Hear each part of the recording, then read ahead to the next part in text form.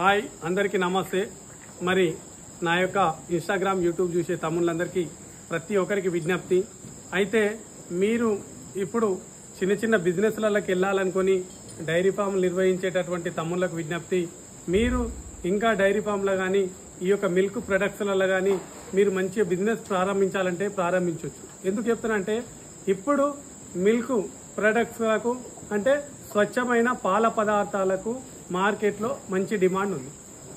దానివల్ల యువకులు మీరు బర్లని లక్షలు పెట్టి బర్లు తెచ్చేదానికంటే మీకు ఎక్కడ చుట్టుపక్కల ఉన్నటువంటి రైతుల దగ్గరికి వెళ్ళి ఆ యొక్క పాలను సేకరించి పాల పదార్థాలు తయారు చేసి స్వచ్ఛమైన పాలను స్వచ్ఛమైన పాల పదార్థాలను ఈరోజు మనం సమాజంలో ప్రతి మీ చుట్టుపక్కల ఉన్నటువంటి ప్రజలకు మనం అందించిన కస్టమర్లకు అందించినట్టయితే వారికి బాగుంటుంది, మనకు కూడా మంచి లాభాలు ఉండేటటువంటి అవకాశం ఉంటుంది।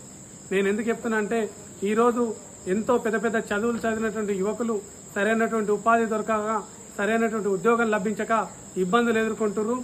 వారికి నేను ఒకటే విజ్ఞప్తి చేస్తున్నా, మీరు ఎందుకంటే ప్రైవేటు డైరీలకు పోటీగా, ఎందుకంటే ప్రైవేటు డైరీలు ఈరోజు పాల పదార్థాలు ఎంతో కల్తీమయం చేసి ఈరోజు ప్రజలకు కానీ కస్టమర్లకు కానీ అందించేటటువంటి పరిస్థితి ఉంది। అందువల్ల దాన్ని అరికట్టడం వల్ల ప్రభుత్వాలు కూడా విఫలమైనవి। ప్రభుత్వాలు జీఎస్టీ టీఎస్టీలకు రెండిట్లకు మాత్రమే ఆధారపడి ఈరోజు పాల పదార్థాలు ఎంత కల్తీమయం జరిగినా సరే వాళ్ళు పట్టించుకునేటటువంటి పరిస్థితులు లేదు। ఈరోజు యువకులకు మీకు పార్ట్ టైం జాబ్గా కానివ్వండి, చదువుకున్నటువంటి చదువులకు ఉద్యోగం లభించకపోతే మీరు ఏదైనా బిజినెస్ ప్రారంభించాలంటే స్వచ్ఛమైన మీ చుట్టుపక్కల ఉన్నటువంటి రైతుల దగ్గర స్వచ్ఛమైన పాలు తీసుకొని కొన్ని పాల పదార్థాలు తయారు చేసి మీరు కొన్ని డైరీ ప్రొడక్ట్స్ మీరు మీ చుట్టుపక్కల ఉన్న కస్టమర్ కానీ కొంతమంది అందించినట్టయితే మీకు ఎంతో లాభంతో పాటు వారికి కూడా ఎంతో మేలు చేసిన వారు అవుతారు।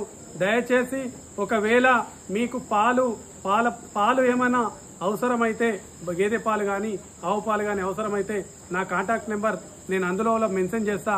దయచేసి నన్ను కాంటాక్ట్ అయితే కూడా నేను మీకు పాలను సప్లై చేయడానికి సిద్ధంగా ఉన్నా।